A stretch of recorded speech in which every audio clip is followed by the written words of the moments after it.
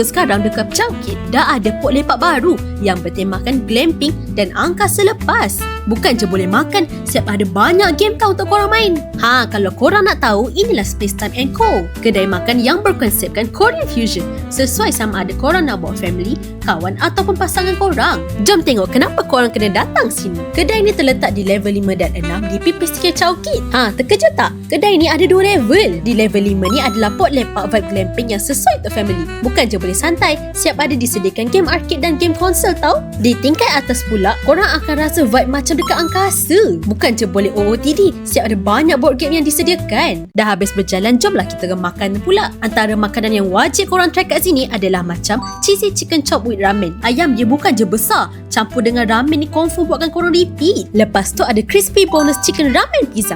Ini mesti first time nampak kan? Kenalah try. Tambah lagi ada chicken bolognese fries, cheesy hot and spicy burger dan mango bingsu. Siapa yang suka makanan Korea tu memang rugilah tak datang sini. Bila dah makan, barulah korang boleh add on sekali untuk main arcade dan konsol. Dan last sekali, jomlah enjoy view KLCC dan Merdeka 118. Menarik kan? Kedai ni dibuka setiap hari mengikut masa yang telah ditetapkan. Jadi jangan lupa datang dan memeriahkan suasana pada 21 Ogos hari opening nanti.